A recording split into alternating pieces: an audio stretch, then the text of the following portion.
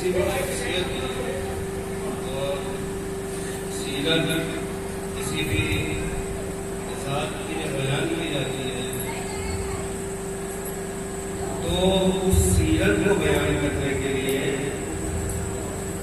اس ذات کی سیرت کو کی تبیین کے لیے اس ذات کی سیرت نگاری کے لیے ہمیں ضرورت پڑتی ہے کچھ مواد کی،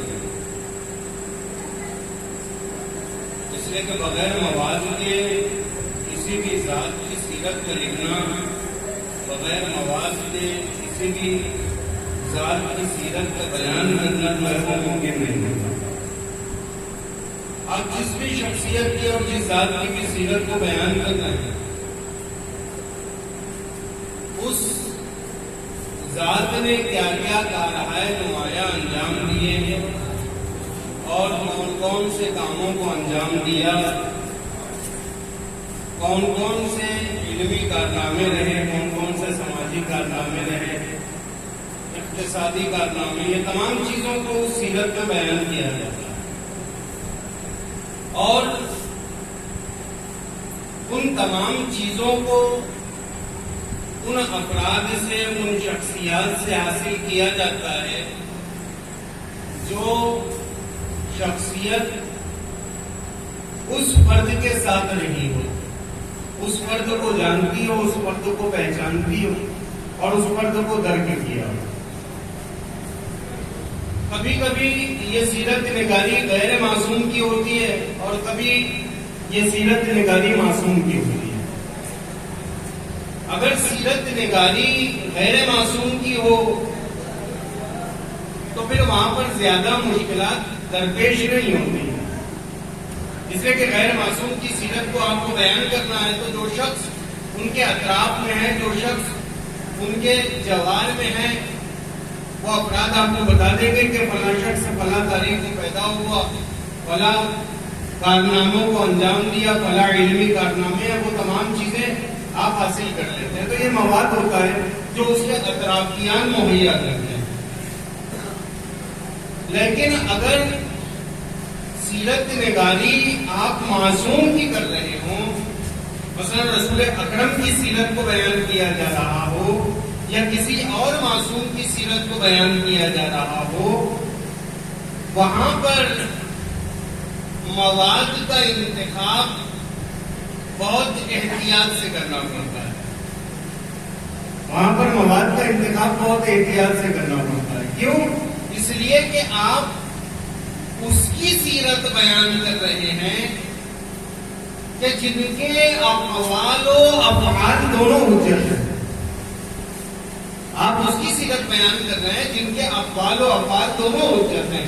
غیر معصوم کی سیرت کے نہ اقوال حجت ہوتے ہیں نہ افعال حجت ہوتے ہیں، لیکن معصوم کی سیرت نگاری سے ہم واجبات بھی نکال سکتے ہیں، معصوم کی سیرت نگاری سے مستحبات بھی نکال سکتے ہیں۔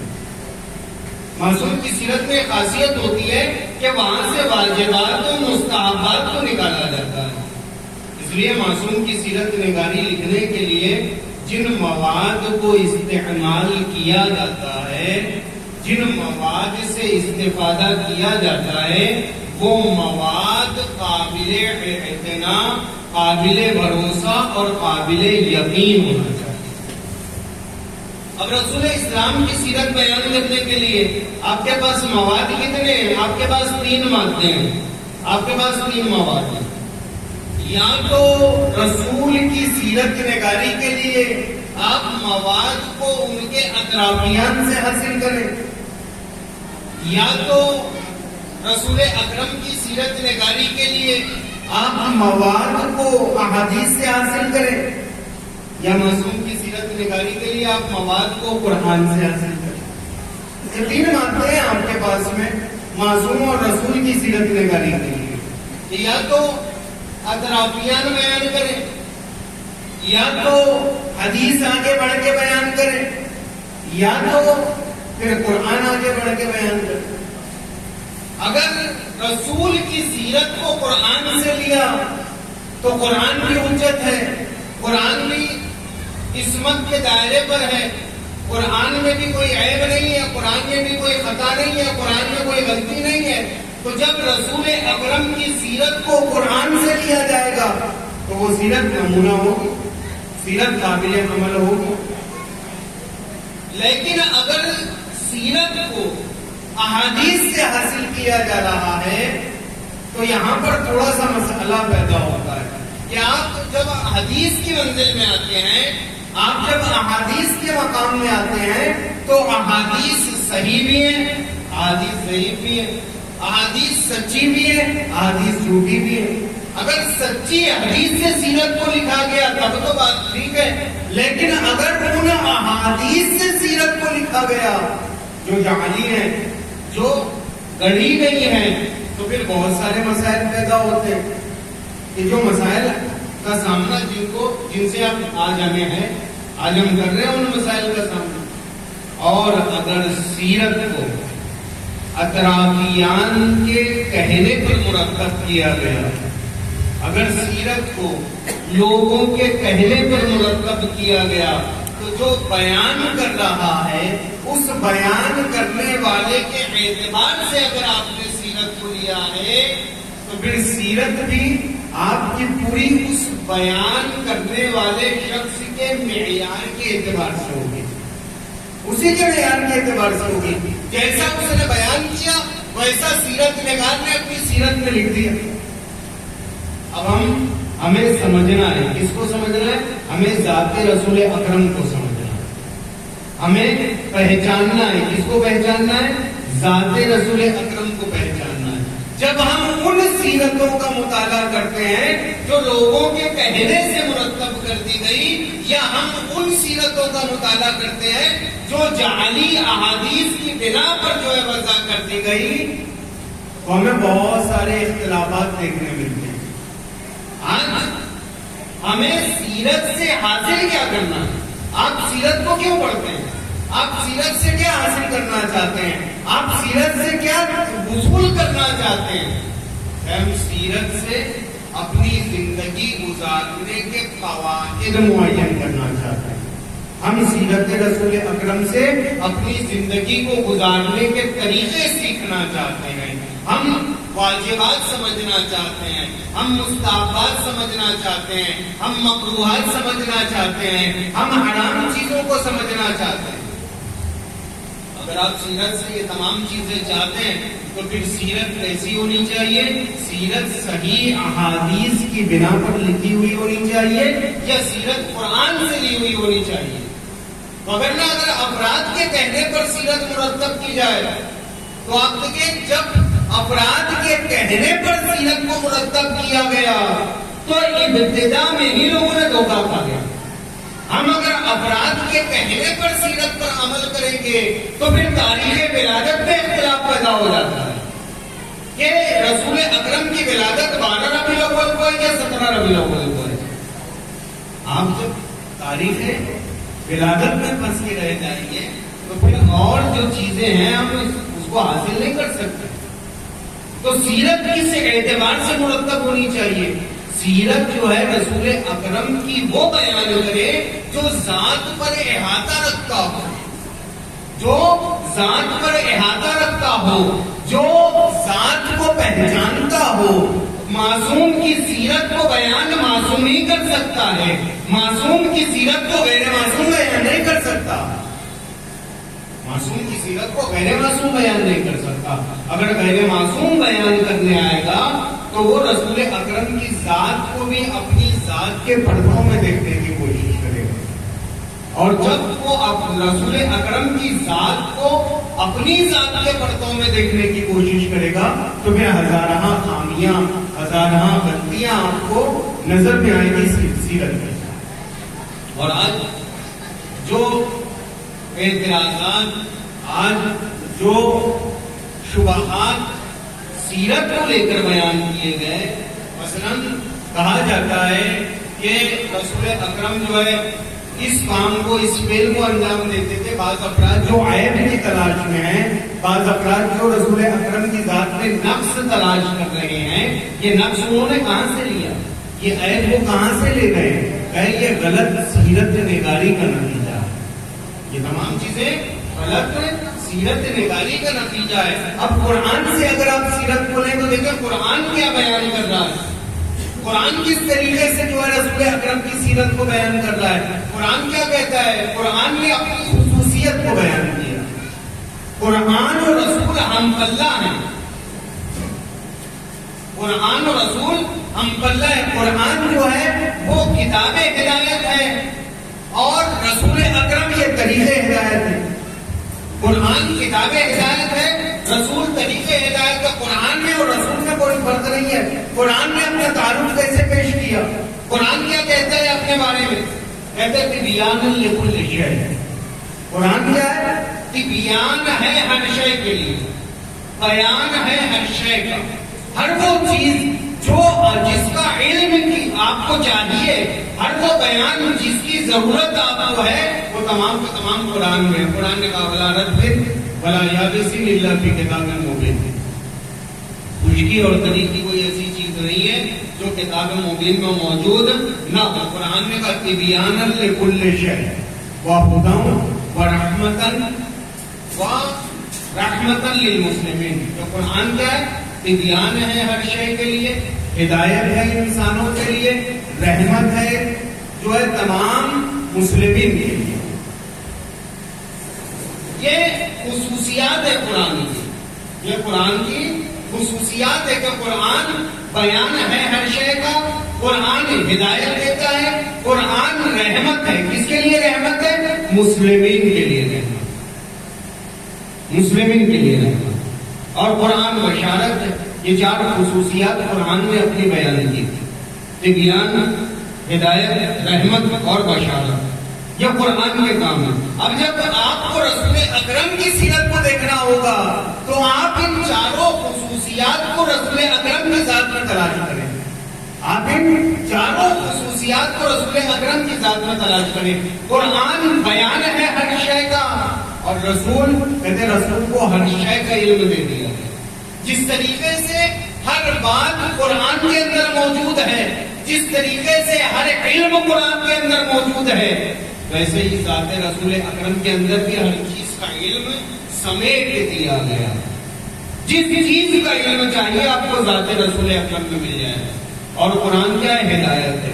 جس طریقے سے قرآن ہدایت ہے ایسے ہی رسول اکرم بھی ہدایت ہے۔ قرآن میں خود رسول اکرم کا تعارف ہادی کی صورت میں کروایا۔ اگر قرآن ہدایت ہے تو رسول ہادی ہے، اور اگر قرآن رحمت ہے، خود قرآن نے کہا ورحمتاً، جب قرآن رحمت ہے تو رسول اسلام کے لیے کیا کہا کہ وما ارسلناک الا رحمۃ للعالمین، کہ رسول ہم نے آپ کو نہیں بھیجا مگر عالمین کے لیے رحمت بنا کر۔ تو اگر قرآن رحمت ہے تو رسول بھی رحمت ہے۔ اگر قرآن بشارت دیتا ہے تو رسول بھی بشارت دیتا ہے۔ تو اس انداز سے سیرت نگاری کی جائے، اس انداز سے سیرت کو بیان کیا جائے۔ جب آپ قرآن سے سیرت رسول اکرم بیان کریں گے تو قرآن جب بیان کرتا ہے تو طہارت کی بات آتی ہے، تو قرآن میں طہارت رسول اکرم بھی ہے، قرآن میں علم رسول اکرم بھی ہے، قرآن میں فضائل و کمالات رسول اکرم بھی بیان کیے گئے ہیں۔ تو آپ اگر سیرت بیان کرنا چاہتے ہیں تو پھر قرآن سے استفادہ کریں، اور قرآن سے استفادہ کون کرے گا؟ قرآن کو بیان کون کرے گا؟ جس کے پاس قرآن کا علم ہوگا۔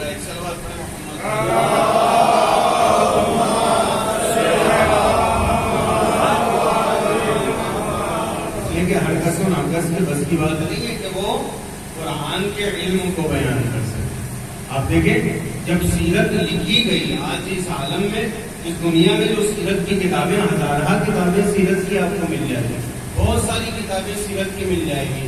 ان سیرت کی کتابوں میں چونکہ افراد کے ناقص ذہنوں سے وہ سیرت نگاری کی گئی ہے، اس لیے اس کے اندر بہت سے عیب ہیں۔ آپ دیکھیں پروفیسر ریڈی ہے وہ اپنی کتاب میں لکھتا ہے تاریخ تمدن اسلام، اس نے ایک کتاب لکھی تاریخ تمدن اسلام، اس میں وہ شخص رسول اکرم کی سوانح کو مرتب کرتے ہوئے یہ کہتا ہے کہ محمد مصطفیٰ صلی اللہ علیہ وسلم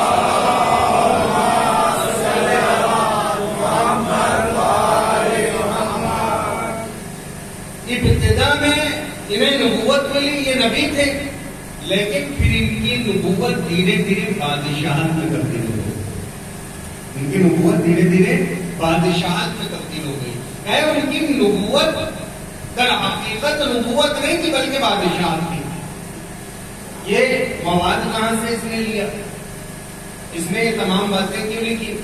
ان کا ایک نظریہ ہے کہ نبی وہ ہوتا ہے، جیسا کہ انہوں نے اپنا ایک عقیدہ بنا کے رکھا ہوا ہے کہ یہ جب کسی مقام پر فائز ہوتے ہیں، جب یہ دینی رہبر بنتے ہیں، تو پھر یہ بیوی سے، اولاد سے، ان تمام نعمتوں سے اپنے آپ کو محروم کر دیتے ہیں، رہبانیت کی زندگی گزارتے ہیں. کہتے ہیں کہ بیوی یہ معنویات کے راستے میں رکاوٹ ہے، یہ اولاد یہ معنویات کے راستے میں رکاوٹ ہے، شادی یہ معنویات کے راستے میں رکاوٹ ہے.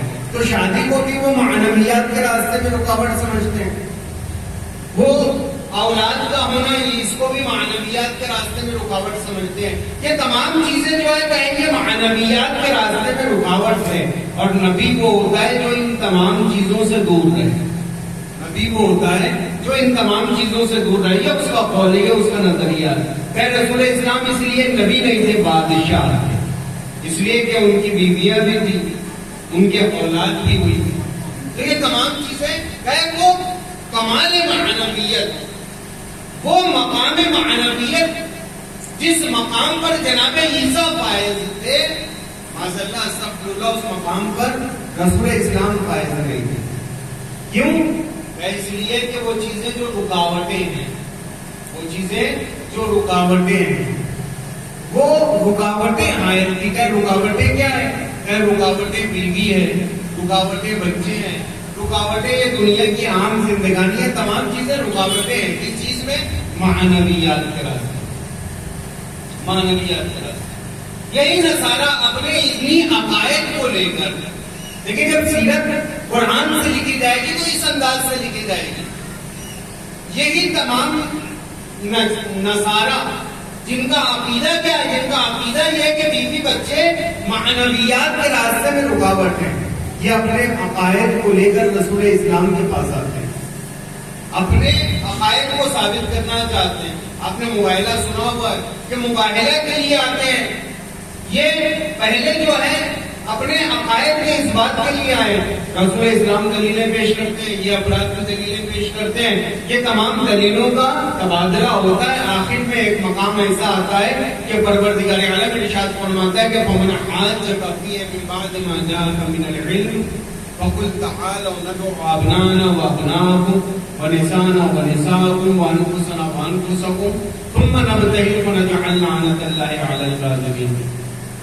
اے رسول، اگر یہ دلیل آنے کے باوجود نہیں مانتے تو تم ان سے کہو کہ تم اپنی عورتوں کو لاؤ، ہم اپنی عورتوں کو لائیں، تم اپنے بچوں کو لاؤ، ہم اپنے بچوں کو لائیں، تم اپنے نفسوں کو لاؤ، ہم اپنے نفسوں کو لائیں. اس کے بعد جھوٹوں پر اللہ کی لعنت کر بات مباہلے تک پہنچتی ہے.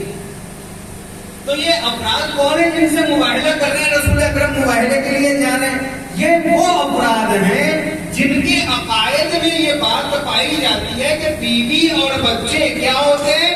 معنویات کے راستے میں رکاوٹ ہوتے ہیں. مباہلے کے لیے تمام افراد چلتے ہیں، جیسا کہ آپ کو معلوم ہے کہ پنجتن پاک چلے مباہلے کے لیے، پنجتن پاک چلے مباہلے کے لیے، میدان مباہلہ میں پہنچے. نصارہ کے بڑے بڑے علماء بھی میدان مباہلہ میں تشریف لائے. یہ تمام لوگ آئے ہوئے. انہوں نے جب ان ذوات مقدسہ کو دیکھا تو کیا جملے تھے کہ میں ایسے چہرے دیکھ رہا ہوں کہ اگر یہ پہاڑ کو کہہ دیں گے تو پہاڑ اپنی جگہ سے ہٹ جائے گا، تم تمام افراد تباہ و برباد ہو جاؤ گے. تو یہ لوگ مباہلے سے منصرف ہو جاتے ہیں، جزیہ دینا قبول کر لیتے ہیں. یہاں پر اس بات ہوا کہ رسول اسلام کی نبوت تھی، بادشاہت نہیں تھی. کیوں؟ اس لیے کہ یہاں پر ثابت کس کے ذریعے سے ہوا؟ مباہلہ جیتا کس کے ذریعے سے گیا؟ مباہلہ کی فتح جو حاصل ہوئی وہ کس کے ذریعے سے حاصل ہوئی؟ کہ انہی افراد کے ذریعے سے جنہیں یہ معنویات میں رکاوٹ سمجھتے تھے، عورتوں کے ذریعے سے، بچوں کے ذریعے سے. اور نصارہ کہتے تھے کہ عورتیں اور بچے معنویات کے راستے میں رکاوٹ ہے. جب انہی عورتوں اور بچوں کو نصارہ نے میدان مباہلہ میں دیکھا تو اپنے شکست کو تسلیم کر لی. سلوات پڑھیں.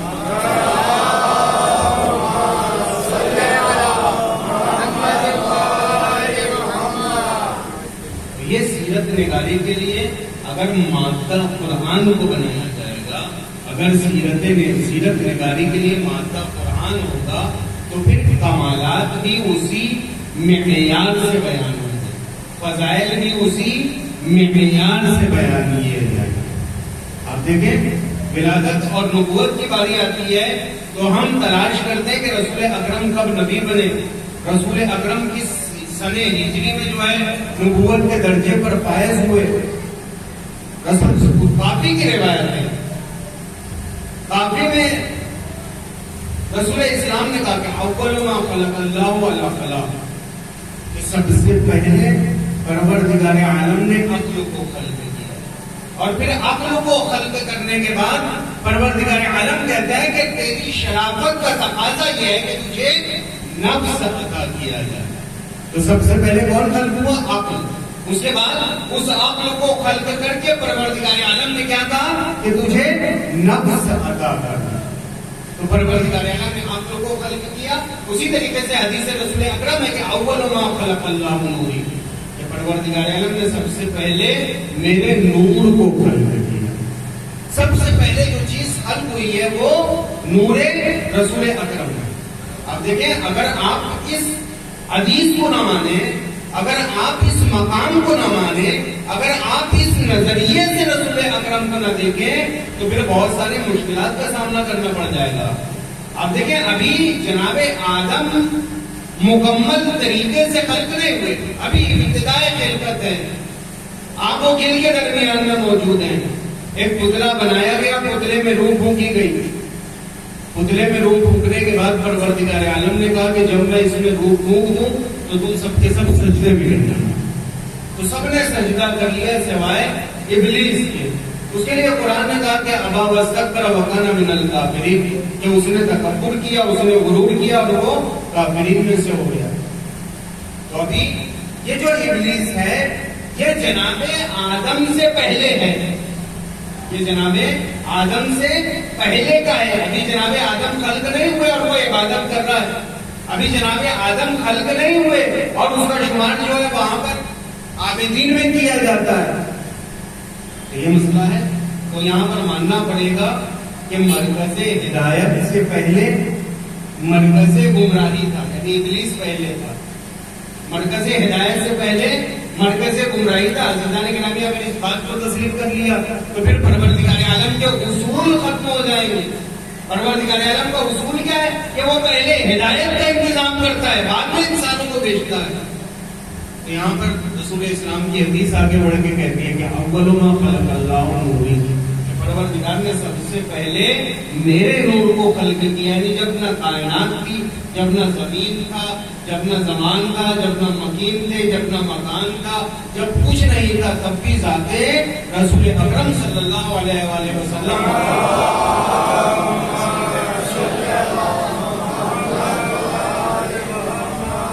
اور ذات رسول اکرم جو ہے وہ اسوہ حسنہ ہے. اسوہ حسنہ ہے. ہمیں اپنی زندگی کو اگر گزارنا ہو، ہمیں اپنی حیات کو اگر گزارنا ہو، اگر ہمیں اپنی حیات کو سنوارنا ہو، اگر ہمیں آخرت میں کامیابی حاصل کرنی ہو تو اس کے لیے رسول اکرم کی ذات جو ہے ہمارے لیے اسوہ کامل ہے. اسوہ کامل ہے. آپ ہر چیز کو، آپ ہر کمال کو، آپ ہر امتیاز کو ذات رسول اکرم سے حاصل کر سکتے. ذات رسول اکرم کیا اسوہ کامل ہے. اسی رسول اکرم نے کہا کہ قُلْ لَا أَسْأَلُكُمْ عَلَيْهِ أَجْرًا إِلَّا الْمَوَدَّةَ فِي الْقُرْبَىٰ. اے رسول تم یہ کہہ دو اپنے امتیوں سے کہ میں تم سے اجر رسالت نہیں مانگتا، مگر یہ کہ میرے قرابت داروں سے محبت کرنا. میرے قرابت داروں سے محبت کرو. اسی رسول اکرم کا قول ہے جس رسول نے ہم تک اسلام پہنچایا، جس رسول نے اسلام کو پھیلایا، اسی رسول کا قول ہے. وہ رسول کیا کہتا ہے؟ وہ رسول حکم پروردگار سے ہمیں یہ کہتا ہے کہ ہم تم سے اجر رسالت نہیں مانگ رہے، ہم نے جو زحمتیں اٹھائی ہیں اسلام کو پہنچانے میں ان زحمتوں کا صلہ نہیں مانگ رہے، ہم تم سے صرف اتنا کہہ رہے ہیں کہ میرے قرابت داروں سے مودت اختیار کرنا. کیا امت نے، کیا زمانے نے قرابت داروں سے محبت کی؟ نہیں. حضرت تعالیٰ نے امام مسلم میں کہا ابھی رسول اکرم کا وفات کا وقت قریب ہے، وفات کا وقت ہے. رسول اکرم بیت جناب فاطمہ الزہرا سلام اللہ علیہا میں ہیں.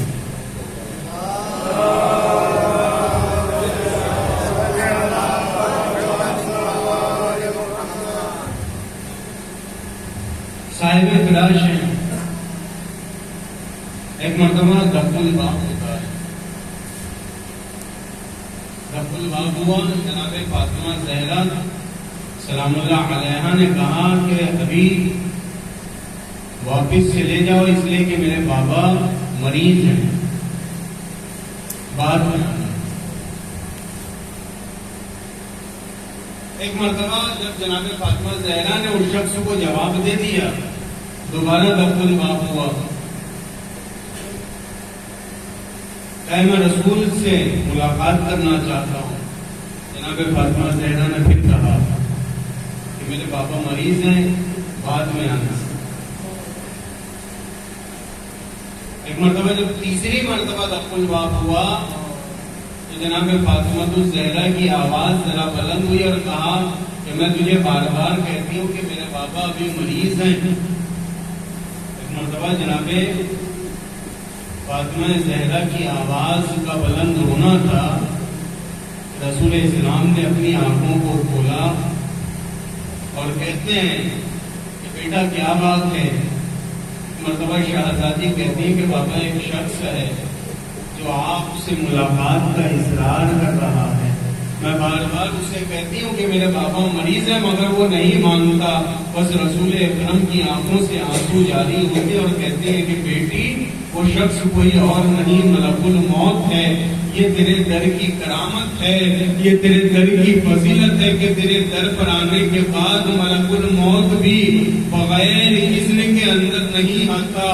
میں کہوں گا یا رسول اللہ یہ وہی در ہے جس در پر آنے کے بعد فرشتے بھی بغیر اجازت کے اندر داخل نہیں ہوتے، مگر چند ہی عرصہ گزرا ہے کہ اسی دروازے کو جلایا جا رہا ہے، اسی دروازے کو توڑا جا رہا ہے، اسی بیوی کا پہلو شکستہ کیا جا رہا ہے، اسی بیوی کے تمانچے مارے جا رہے ہیں. اشرکم اللہ عزیزان گرامی، ایک وقت ایسا بھی آیا کہ امام حسن کو بھی زہر دے دیا گیا. امام حسن کے کلیجے کے ٹکڑے ہو کر دشت میں نکل آتے ہیں، دشت میں امام حسن کے کلیجے کے ٹکڑے ٹکڑے ہو جاتے ہیں. ایک مرتبہ امام حسن کی شہادت واقع ہوتی ہے. امام حسن کو دفن کے لیے جوار رسول میں لے جایا جاتا ہے، مگر ہاتھ اہل بیت پر کیا وقت آیا کہ امام حسن کو جوار رسول میں دفن نہ ہونے دیا گیا. ارے تیروں کی بارش کی گئی، اتنے تیر حسن کے جنازے میں لگے کہ جنازہ تیروں سے ٹکراتا ہے. ایک مرتبہ یہ جنازہ گھر میں واپس لایا جاتا ہے. ایک مرتبہ زینب آگے بڑھتی ہے، اپنے بھیا کے جنازے سے ایک ایک تیر کو نکالتی ہے.